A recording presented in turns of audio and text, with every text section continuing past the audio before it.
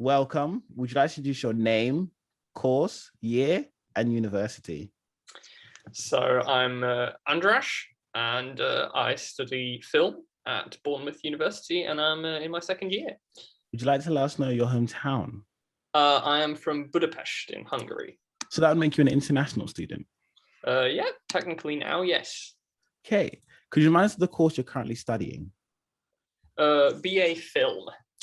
Why did you choose your course? So I've always tended more towards the arts and humanities, and then I've always kind of liked media and video and that sort of stuff.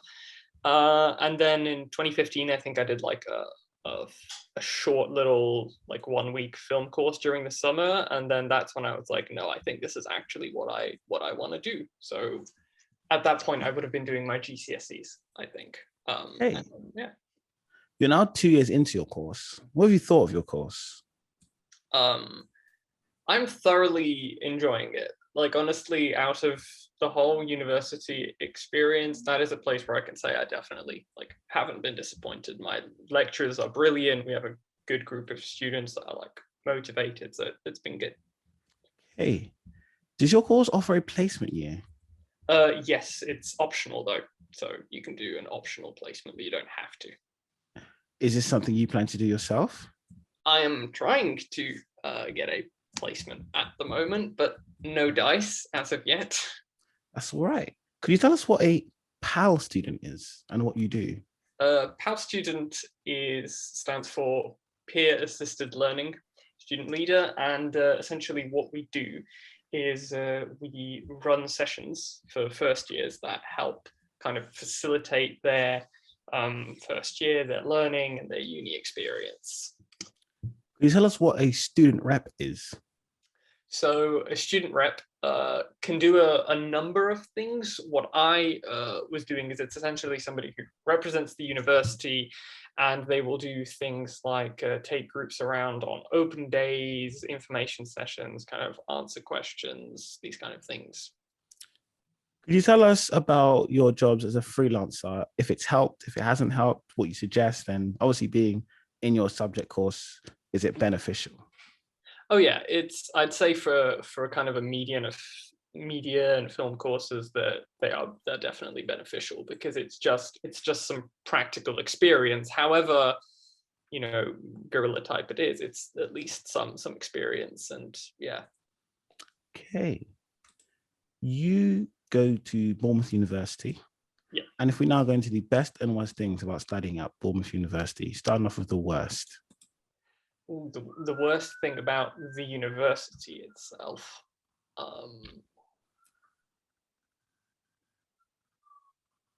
I mean, at the moment, I don't feel like Bournemouth University have done a particularly good job at supporting students during the pandemic, if that's a fair thing to say. I think a lot of the support has been quite surface level, if I'm being honest with you. We get a lot of emails about, well-being tips and podcasts and things like that, but I don't think that's really what students are always like. I think that's not necessarily the best way to help students. It feels a bit surface level, to be honest. Okay. And the best thing? So is there anything else bad, or? Is there anything else bad? About the university, I'd say they don't really push societies as much as you would expect, which the reason I say that's bad is because societies are like a really good way for people who come in first year to meet people. It's like a very easy central way to find some people with common interests, and they don't push them as hard as they perhaps make it out to be. Okay. And if we now go into the best things about studying at Bournemouth University. Best things about studying at Bournemouth University. The campus is great. I love the campus. Obviously haven't been able to be there quite as much recently, but the campus is great. They've just opened a new building, I think Pool Gateway building it's called, which is full of stuff for the Faculty of Media and Communication. So for us, so it's got great equipment. It's got a great campus. It's got a pretty campus as well. And on my course, from my experience, the lecturers are brilliant. Like, all the lecturers are great. They're motivated. They're engaging. So yeah, probably that. If we now go into your accommodation, where did you live in your first year? In first year, I lived in Corfe House, which belongs to the uni. So it's an accommodation of BU, and it is in Poole. And what was it like living in Corfe House? That was probably one of the worst decisions in first year for me, because when choosing accommodation, if I'm not skipping ahead, I hope, but when choosing accommodation, one of the things I was obviously looking at is price. And essentially what I ended up doing is I just went, this is the cheapest one and it seems to be fine for me. And so I went with that one. And there wasn't anything wrong with the accommodation as such, except for the fact that unlike all the other accommodations, it was in Poole, which meant a 45-minute or sort of 45-minute commute every time I wanted to go into the city or onto campus, which I thought would be okay. But then when I actually had to do it, I realized that's a hassle. Like it's a lot. It takes more effort and time than what it would have been worth. Hey, and your second year? So in second year now, I'm living in Oxford Point, which is a private student accommodation, so it's not directly linked with the university. And what's it like living there? I'd say it's much better than where I lived in first year because of the location. It's central. It's where all the other accommodations are. It's where all the other like student accommodations are as well. The staff who are on site have been really lovely and helpful. They respond to things. They react to maintenance issues very quickly. So it's been really nice, to be honest. And if we say for Corfe House, if we were saying from a party to study, where would you think it would scale? If party was 10 and study was 1.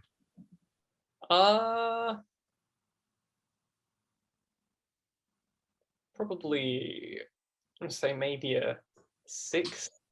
But I do want to flag for anybody watching that I am not the biggest party person. So maybe there was a bigger party scene that I just wasn't aware of because I'm not that huge into them. Okay. And for the same thing for Oxford Point? Okay, I will say 7 or 8 because it is central. So there are more, there would be more pubs and clubs and places to go and nights out or nights in to have with friends, were we not in the middle of COVID. So, and then if we compared Oxford Point to Corfe House, what would you say the biggest differences are? So obviously, I think that the number one thing that I have to keep talking about is location. Oxford Point is in a much more convenient location when it comes to kind of university and social life. I think that's the biggest thing. If we now go into the Bournemouth area, could you tell us about the Bournemouth nightlife? From my limited experience, there's a good nightlife in Bournemouth. There are a couple nightclubs to go to that are fun. There are kind of, in non-pandemic times, there are regularly things that you can kind of always go to that are organized, which are a lot of fun. There is a good number of pubs that you can go to. So, once we can, you will be able to find a place. Price-wise as well, they're quite good, I think, compared to other places in the UK. So definitely compared to like a London or a Manchester or a Bath, it's cheaper. And if we go into shops such as your everyday essentials, your supermarkets, your quick housing stuff, what would you say the shops are like for your area? I think it's great. I'm staring at a massive Asda outside my window, so it's you can get everything pretty easily. Groceries really easily. There's lots of stores. They are, at a studently affordable price. The only thing that's sad is if anybody's looking for an IKEA, there's no IKEA in Bournemouth, only in Southampton. So Okay. And lastly, if you're not going to the restaurants, like your Nando's, your fast foods, your sit downs, what are those like in the area? they're good. There's no shortage of them either, and especially for here in the central area, because they know that the student accommodations are around here. They put their prices accordingly. So KFC's, Burger King's, McDonald's, you have the fast foods if you'd like. You have, I think, at least 2 or 3 spoons nearby that are good. There is a Nando's nearby, which in the Triangle, which is good as well. You've got plenty of coffee shops as well. Not just your Starbucks and Costas and Cafe Nero's, but there's also smaller ones if people like those more.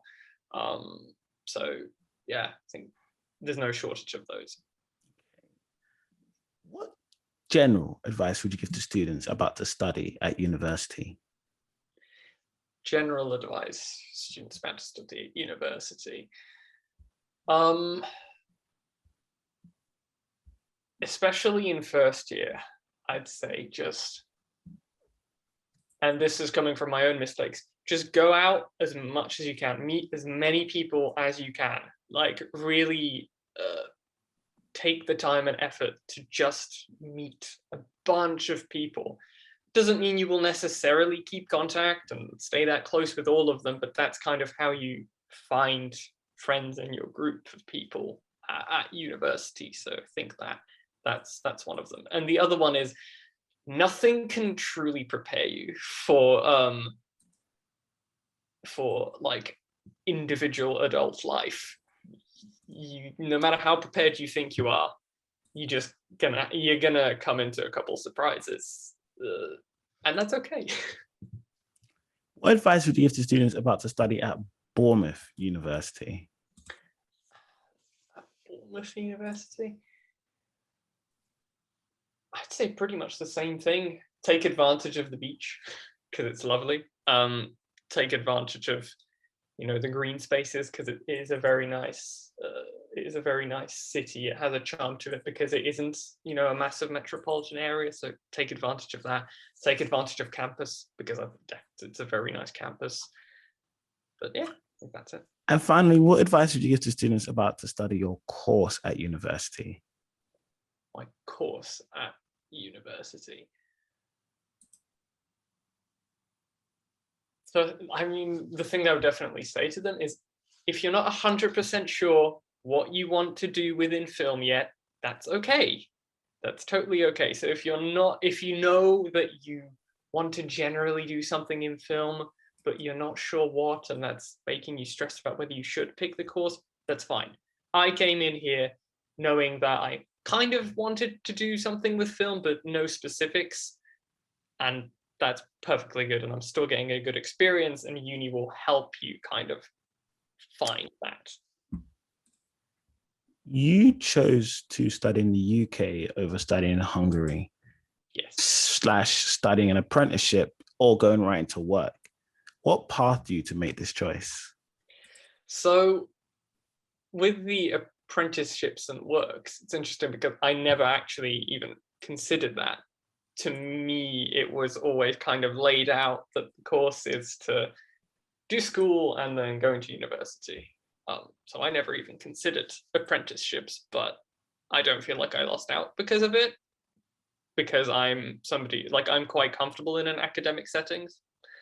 And then what made me choose UK over Hungary is, well, honestly, everything. In terms of in my experience, the British education system is much better in a lot of ways than in the Hungarian one. It also has a better reputation. And I felt like for the industry that I want to work in, having gone to a UK university is perhaps more reputable and gives me a better chance at, landing a decent job than if I had stayed in Hungary. That being said, there are actually decent film universities in Hungary as well, but this is the choice that I made. Okay. So you're now in the UK. You've been in the UK for 2 years. What is life like as an international student in the UK? Well, when you don't get stuck at home in Hungary for months at a time because of a pandemic, it's I think it's fun, honestly. Like I like the general feeling of the UK. I think strangers are a lot nicer to each other in the UK than in Hungary, in my general experience. There's just I don't know why that is, but that's something that I definitely notice. Things are more expensive in the UK than they are in Hungary, or like compared to Hungary, it is more expensive. So that's something you do have to kind of count for. But the people are nice, which I think is what is more important, to be honest. So at this point, I let students have what I like to call a free for all. You can say what you want about what you like. You can say something smart. You can say something dumb. You can give advice. Literally, the floor is yours.